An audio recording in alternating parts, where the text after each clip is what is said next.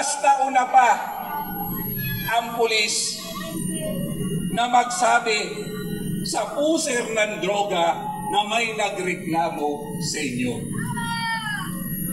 Noon, weteng lang, okay na sa kapulisan. Pero dumating tayo sa punto na droga na, nire-recycle na ng ating mga kapulisan. Saksi ho ako at kasama ko po ito si Agent Jonathan Morales. May isang punto na wala nang mapupuntahan ang aking mga nasasakupan. Kaya ang inyong abang lingkod, niralihan ko na ultimo istasyon ng pulis sa amin. Maraming death threat, pero hindi ho nagpatinag ang inyong kaharap. Dahil ginagampanan ko lang ang aking sinumpaang katungkulan na ipinagkaloob ng mamamayan at ipinagkaloob ng Diyos. Lahat po kaming lingkod bayan, nanunumpa po kami. Halos tuwing flag raising ceremony.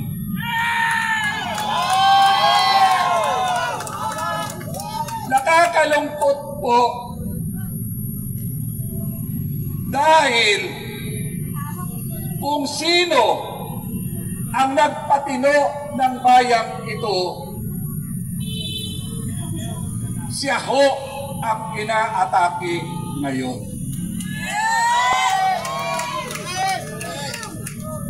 Nung naupo po ang ating Presidente Duterte, napatunayan po na tama ang inyong abang lingkod dahil karamihan ng Ninja Cup galing sa istasyon ng aking nasasakupan na noon pa man ay aking pinagraralihan.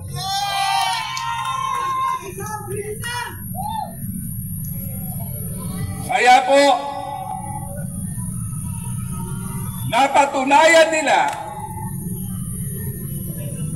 na tama ang inyong abang lingkod na talamak na ang droga. Talamak ang patayan dahil pag may adik, may krimen.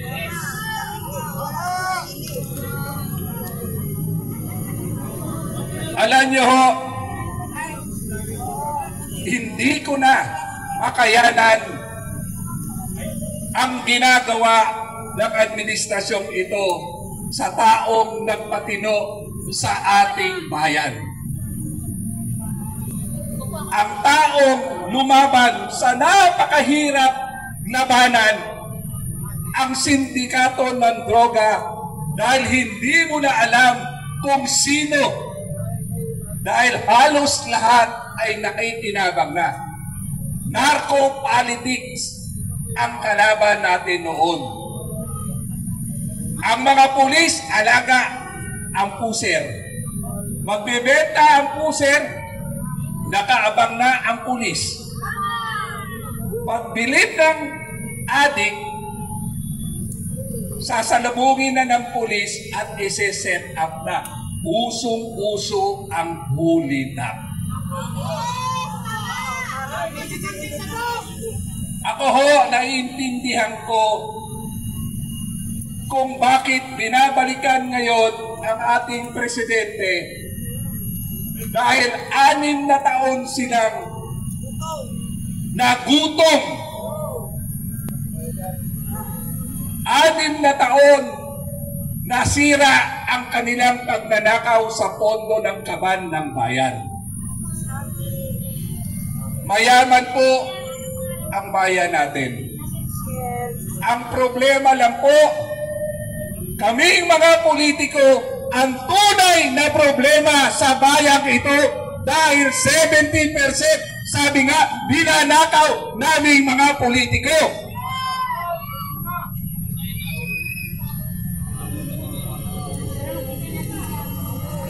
Alam nyo,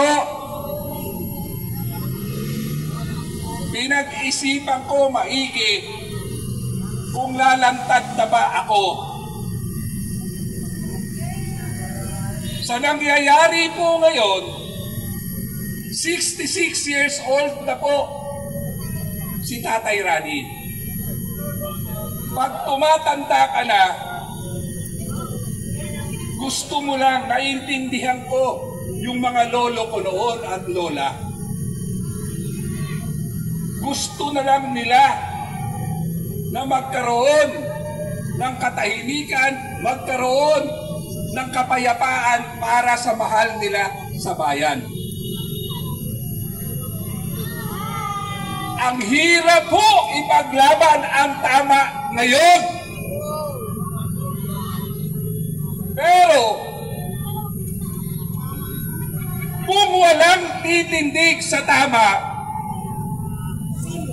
tuloy-tuloy po ang kasamaan na dinulot ng ilang mga politiko na mga buhaya. Sa barangay ko po, ang may pinakamalaking crocodile farm.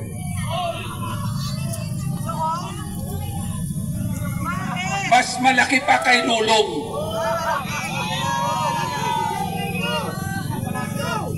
Kaya ito po mga kasama ko nandito ngayon, nagpasya po kami na tumindig na. Kami pong maisog sa Quezon City, hindi na papayag na magsasawalang ibo. Kami po ay titindig ngayon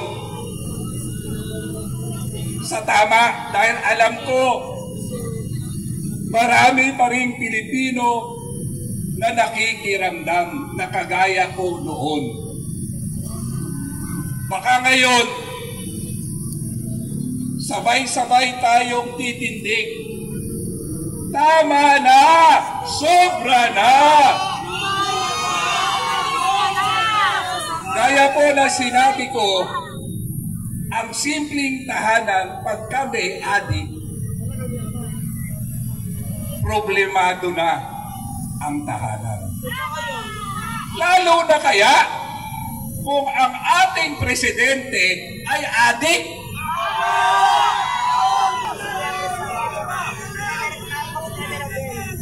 Kaya nagkawindang-windang ang Pilipinas. Ang pagbabago po ay kailangan dalawang tao. Ikaw ay malaking magagawa sa pagbabago. Hindi ko na rin po matitiis na walang pakundangang pagbigay ng ayuda. Ang ayuda po, pamilya rin ang nakikinabang. Pamilya ng mga supporter, pamilya ng kaibigan ng mga politiko.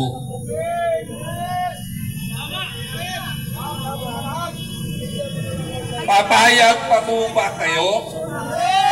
Mananahimik pa rin po ba kayo? Baka naman pwedeng samahan nyo na ako sa pagtindig dito alang-alang sa mga susunod na henerasyon. Kung hahayaan po natin ito, pwedeng kakayanin natin. Pero yung mga mahal natin sa buhay, sila ang tatamaan ng gusto.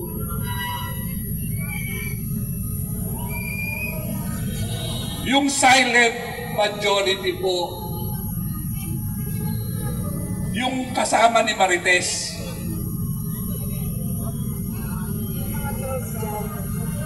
tama na po ang pakiramdam. Tama na po ang pagmamadyan. lumantad na po tayo. Dahil mas makapangyarihan ang taong bayan kaysa mga salot sa lipunan. Napatunayan ko na po yan nung ako po ay kapitan ng Barangay Batasan Hills.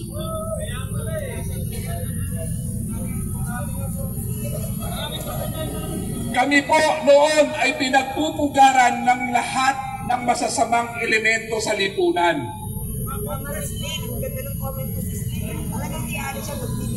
Kaya magkaisa na ho tayo. Ang solusyon ng problema nito, ikaw, ako, tayo ay sama-sama sumigaw na tama na. Nasa konstitusyon po, nasa Article 2, na may karapatan ang taong bayan na mag-revolt sa gobyerno kung ito po ay mapaglabis na, kung ito po ay sanhina ng lahat ng kahirapan at pagtatraidor sa taong bayan. Pinagkaloob po sa atin yan. Gamitin po natin yan. Walang mangyayari sa atin. Huwag niyong hintayin na yung kamag-anak niyo ang mabibiktima ng mga krimen ngayon. Naglapasan na naman po ang mga puser sa barangay. Naglabasan na naman po ang mga eskalawat ng kapulisan. Nakikita naman po natin sa news, pulis ng kidnap, pulis ng hold up. Bumabalik na naman po tayo sa panahon nang ang namumuno sa atin ay mga narco-politics. Mga kababayan ko, uulitin ko po, ang gobyerno may obligasyon sa taong bayan. Pero ang taong bayan ay karapatan paalasin ang gobyernong salot sa bayan.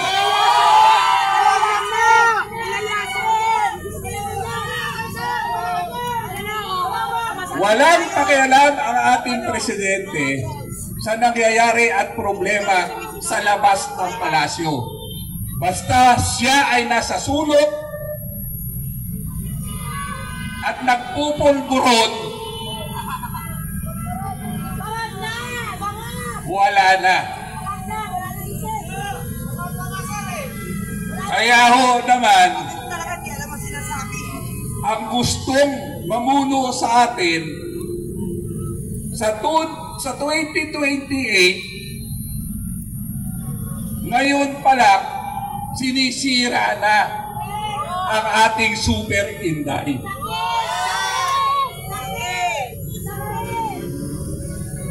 At ang binabala niya, yung mga bayaran niyang congressman. Napanood nyo naman po kung paano ang kabalbalan ng mga congressman na ipahiya si Super Inday. Pero dahil si Super Inday malinis ang buti, malinis ang hangarin, bumuelta sa mga buhayang walang kabusugang. Talagang buhaya, laging guto. Oo, buhaya, laging guto. Mga congressman. Tumatapang dyan. Ang nanakaw May pastor pa. Nakakrus ka.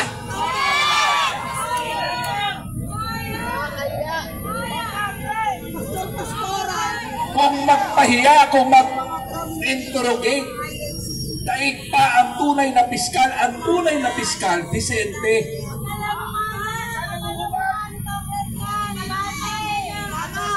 Pero itong pastor na to, ang tulis ng dila. Mukhang sanay kumibod ang dila niya.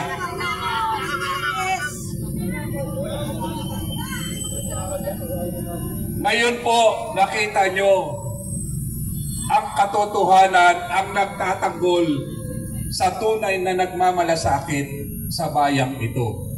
Taong bayan na ho ang nagtatanggol kay Super Inday. Sana po samahan, sabay-sabay tayong maglabasan. Saksi ho ako sa ilang revolusyon. Unang revolusyon sa tatay ni BBM. Nandun po ako. Sa EDSA Revolution, alam ko po kung nagsasawa na kayo. Kaya ho, Inday, Super Inday, baka ikaw lang ang hinihintay tumayo dito, maglabasan na ang mga tao. Kailangan namin ng isang leader. Leader na ipagtatanggol ang mga naghihirap na bayang Pilipino.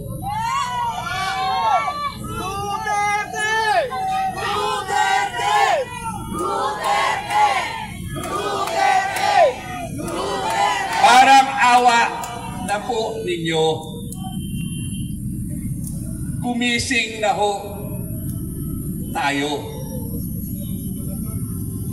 Dahil pag hindi pa ho tayo gumising, huwag nating hintayin na umabot pa sa eleksyon na ito dahil ninanakaw na nila ang yaman ng bayan para ipambili ng boto ninyo. Kaya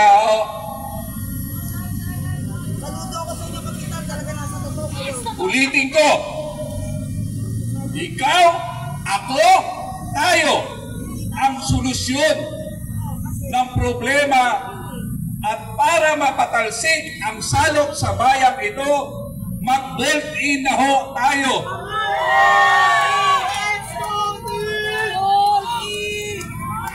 Super Inday, tumindig ka na sa amin. Ikaw lang ang hinihintay ng taong bayan. Muli po, ang inyong abang lingkod, kung anuman ang mararating ko, kung anuman ang mangyayari sa akin dito, hindi ko pagsisisihan.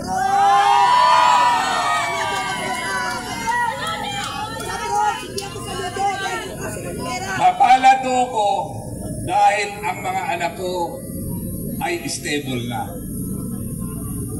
Mapalad po ko dahil kahit kailan hindi ako pinabayaan ng Diyos. Kaya utang ko sa Diyos, utang ko sa taong bayan na ipaglaban ang katotohanan. Huwag matakot, huwag magpauto. Pigilan na ang paglulustay ng kaba ng bayan ng mga ilang politiko. Sama-sama ho tayo. Muli, bawal ang mapagod, bawal ang matakot. Ang inyong malingkod po, galing sa isang mahirap, kaya Sino ang makakaintindi sa isang pangangailangan na isang mahirap kundi ikaw galing sa mahirap?